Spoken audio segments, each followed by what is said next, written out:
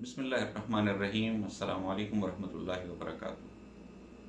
آج 27 مارچ 2022 کو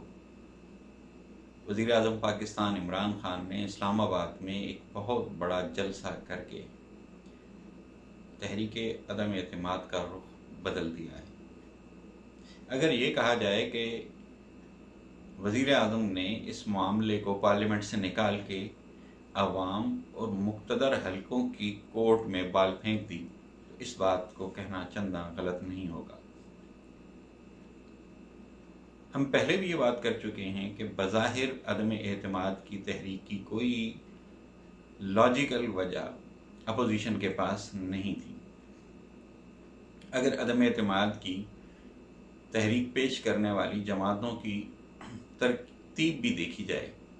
تو پیپلز پارٹی اور مسلم لیگ نون ہمیشہ ایک دوسرے کے مخالف صفار آ رہی۔ سال یا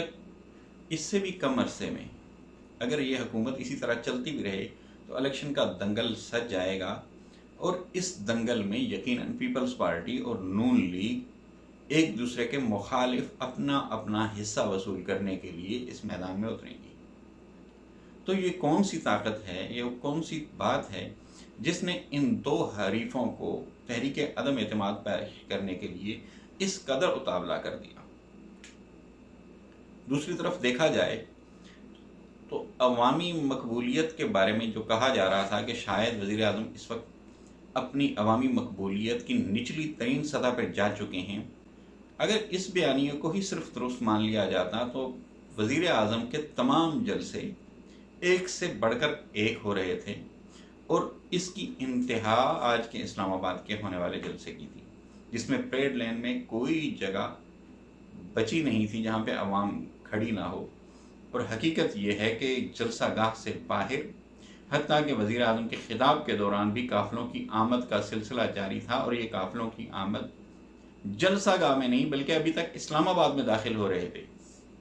پورے اسلام آباد کے تمام داخلی راستے جیم پیک تھے، اور عوام کا ایک بہت بڑا اجتماع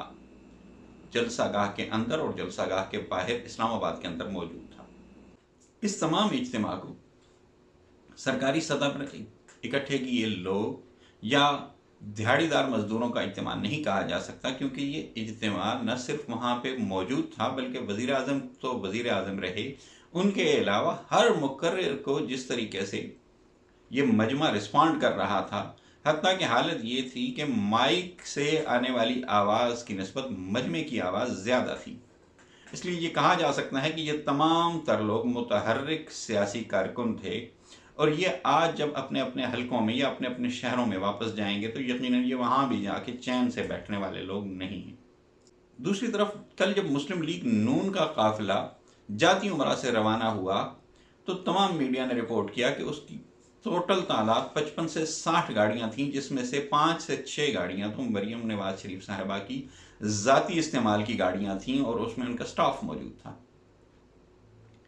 پورے لاہور کے اندر یہ کسی قسم کا بھی متاثر کن تاثر پیدا نہیں کر سکا، حتیٰ کہ شہباز شریف صاحب کے صاحبزادے حمزہ شہباز شریف صاحب جو ماڈل ٹاؤن سے اس میں شامل ہوئے، پہلے کہا جا رہا تھا کہ لوگوں کو ماڈل ٹاؤن بلایا گیا ہے، لیکن ماڈل ٹاؤن سے نکلنے کے باوجود بھی لاہور شہر میں بھی یہ ریلی اپنا رنگ نہیں جما سکی۔ اس کے بعد گمان یہ کیا جا رہا تھا کہ مسلم لیگ نون کا سب سے مضبوط گڑھ گجرانوالہ ڈویژن ہے، لہٰذا گجرانوالہ کے اندر آنے کے بعد یہ اجتماع ایک ایسا رنگ اختیار کرے گا جو عوام کی امنگوں کا ترجمان ہوگا یا اقتدار کے حلقوں کو جھنجھوڑ کے رکھ دے گا۔ لیکن حقیقت یہ ہے کہ اسلام آباد کے ہونے والے پروگرام کی وجہ سے اتنا بڑا پریشر بلڈ ہو گیا کہ گجرانوالہ کے پروگرام کو پورا دن لیٹ کرتے رہے۔ پورا دن لیٹ کرنے کے باوجود رات کے وقت جب یہ ریلی روانہ کی گئی تو اس وقت بھی چند ہزار لوگوں سے یہ ریلی کسی قدر زیادہ نہ ہو سکی۔ تو اس طرح سے کہا جا سکتا ہے کہ مسلم لیگ نون لاہور کے بعد گجرانوالہ میں بھی رنگ جمانے میں ناکام رہی۔ ہو سکتا ہے کل اسلام آباد میں ہونے والا اجتماع بڑا ہو، یقیناً اس میں مولانا فضل الرحمان کے ڈائی ہارٹ ورکرز اور مدرسوں کے طلباء بڑی تعداد میں شامل ہوں گے، لیکن کسی بھی سطح پہ اب یہ گمان کرنا بھی ممکن نہیں رہا کہ کہ اپوزیشن کا اجتماع اکیلے وزیر اعظم عمران خان کے اجتماع سے کسی بھی طور پہ مقابلہ کر سکے گا، جبکہ اس بات کو تمام ناقدین شد و مت سے بیان کر رہے تھے کہ وزیر اعظم مقبولیت کھو چکے ہیں، جبکہ اپوزیشن عوامی مقبولیت کو بڑھاتی چلی جا رہی ہے۔ ساری اپوزیشن کی سیاسی جماعتیں بشمول پیپلز پارٹی، مسلم لیگ نون، جمعیت علماء اسلام، یہ اگر مل کے بھی پاکستان تحریک انصاف کے مقابلے کا اجتماع تک نہ کر سکیں تو اس بات سے کوئی انکار کرنا ممکن نہیں کہ پاکستان کے وہ طاقتور ترین حلقے جو شاید اس وقت تک خاموشی سے بیٹھے ہوئے اپنا رول ادا کر رہے ہیں، ان کے لیے بھی نیوٹرل رہنا واقعی ممکن نہ رہے۔ اور اگر اب وہ نیوٹرل نہ بھی نہیں یا وہ کسی ایک سائڈ پہ آنے کا اعلان نہ بھی کریں تو اتحادی جو تیزی سے اپنا مول لگوا رہے تھے، اتحادیوں کے لیے یہ فیصلہ کرنا انتہا درجہ مشکل ہو جائے گا کہ اس عوامی غیظ و غضب کا نشانہ انہیں بننا چاہیے یا نہیں، کیونکہ یہ معاملہ صرف اب اقتدار کی تبدیلی کا نہیں۔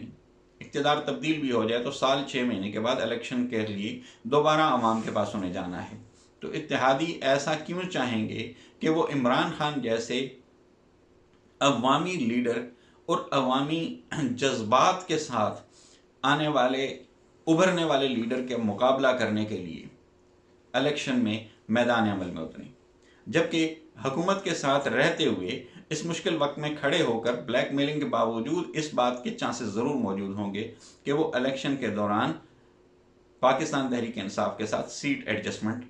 کم سے کم ابھی بھی وصول کر سکتے ہیں۔ دوسری طرف وزیر اعظم عمران خان نے جو خط لہرا کر یہ دکھایا کہ انٹرنیشنل اسٹیبلشمنٹ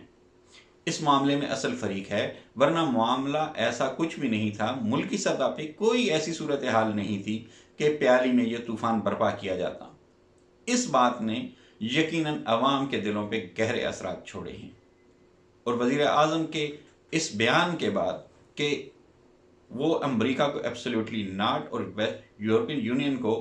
ان کا آئینہ دکھا چکے ہیں کہ ہم آپ کے کمی نہیں، کہ ہم آپ کی باتوں پہ آنکھیں بند کر کے عمل کرتے رہیں گے۔ یقیناً یہ باتیں عوامی دل کی آواز بھی تھیں، اور عوام ہمیشہ سے اینٹی امریکہ اور خود مختار پالیسی کے لیے، خود مختار پاکستان کے لیے اپنی آواز بلند کرتے رہے ہیں۔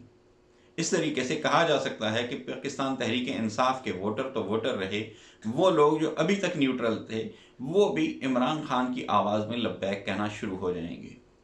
یقیناً یہ الزام لگا کر عمران خان نے کوئی بہت چھوٹی کھیل نہیں کھیلی، بلکہ یہ الزام انہوں نے نہ صرف لگایا بلکہ اس خط کو ہوا میں لہرا کر اپوزیشن اور مقتدر حلقوں کو یہ دعوت بھی دی کہ اگر آپ میں سے اس بات کو کوئی دیکھنا چاہے، اس دھمکی کو کوئی دیکھنا چاہے تو اسے آف دی ریکارڈ دکھایا جا سکتا ہے۔ اور یقیناً ملکی سطح پہ یہ اتنا بڑا بھونچال پیدا ہو چکا ہے کہ کہا جا سکتا ہے کہ تحریک عدم اعتماد کی بازی الٹ گئی ہے۔ ہم یہ نہیں کہہ رہے کہ تحریک عدم اعتماد پارلیمنٹ میں ناکام ہو جائے گی، ممکن ہے تحریک عدم اعتماد پارلیمنٹ میں کامیاب بھی ہو جائے، لیکن اب اس کی کامیابی یا ناکامی عمران خان کے لیے درد سر نہیں بنی، بلکہ یہ درد سر ان لوگوں کے لیے بن گئی ہے جنہوں نے اس تحریک عدم اعتماد کو پیش کیا۔ اب اگر وہ حکومت گرانے میں بھی کامیاب ہو جاتے ہیں تو اس کے بعد بھی الیکشن کے دوران ان کا عمران خان سے مقابلہ ناممکن ہو چکا ہے، اور اگر ان کی تحریک عدم اعتماد پٹ جاتی ہے تو اس صورت میں بھی نقصان صرف اور صرف اپوزیشن کا ہے۔ اس لیے اس بات کو کہنے میں کوئی دوسری رائے نہیں کہ عمران خان نے آج کے جلسے میں واقعتاً بازی پلٹ دی ہے۔